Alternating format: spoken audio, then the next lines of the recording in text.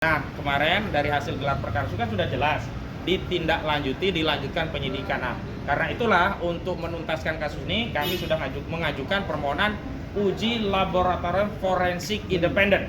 Nah, disitulah sebenarnya letak pertarungan hukum antara kami dengan kubu pelapor saudara Joko Widodo untuk memastikan, bukan hanya meyakini ya, memastikan apakah saudara Joko Widodo ijazahnya asli atau palsu. Kalau keyakinan klien kami berdasarkan bukti yang ada, ijazah saudara Joko Widodo palsu dengan ungkapan 99,9% palsu, atau menurut Trismon Hasiolan Sianipar 11.000 triliun persen palsu. Begitu.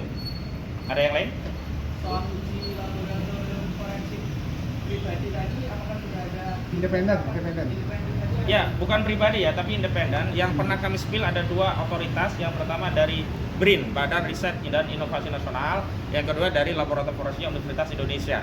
Tapi bagaimanapun kami tetap menunggu persetujuan dari penyidik, karena yang punya gawe penyidikan itu adalah penyidik. Lalu ada yang menanyakan apa dasar hukumnya. Memang tidak diatur tentang dasar hukum pengajuan tes laboratorium forensik independen. Namun berdasarkan preseden, karena penyidikan itu wewenangnya ada pada penyidik, sepanjang penyidik memberikan kebijakan terkait itu, maka itu bisa atau mungkin itu dilakukan. Presidennya adalah pada tanggal 15 Desember 2025 yang lalu, itu kan penyidik membuka segel barang bukti yang itu kemudian ditunjukkan kepada tersangka dan penasihat hukumnya. Padahal berdasarkan ketentuan KUHP tidak boleh barang bukti itu dibuka pada proses gelar perkara khusus. Wajib dibukanya nanti saat persidangan, dan yang membuka bukan polisi tapi jaksa dalam konteks pembuktian. Tapi ternyata penyidik di dalam proses gelar perkara khusus mengambil kebijakan untuk menunjukkan barang bukti itu, dan itu menjadi ada kepastian bagi kami memang barang bukti itu sudah disita. Jadi menunjukkan barang bukti itu bukan menunjukkan barang bukti itu asli, tapi mengkonfirmasi atau membuktikan bahwa barang bukti itu sudah disita. Karena sebelumnya kan klaim dari Projo itu ditunjukkan ijazah Jokowi di Solo, padahal menurut keterangan polisi ijazah tersebut sudah disita oleh penyidik Polda. Itu yang pertama. Yang kedua yang paling penting, nah kalau nanti di proses gelar perkara khusus ini bukan gelar perkara ya, penyidikan ini kemudian disetujui tes laboratorium forensik, maka tentu itu yang akan kami tindak lanjuti, karena inti dari gaduh perkara ijazah palsu adalah dokumen ijazahnya.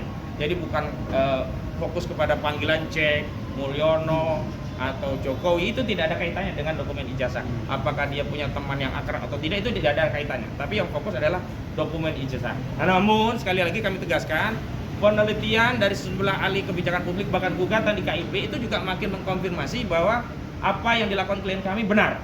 Yang pertama, KIP telah memutuskan bahwa dokumen ijazah itu adalah dokumen publik, sehingga Bon Jovi bongkar ijazah Jokowi, perkaranya di KIP dimenangkan, dan pengadilan KIP menyatakan bahwa seluruh dokumen berkaitan dengan proses akademik saudara Joko Widodo itu harus dibuka ke publik, kecuali beberapa saja yang dikecualikan.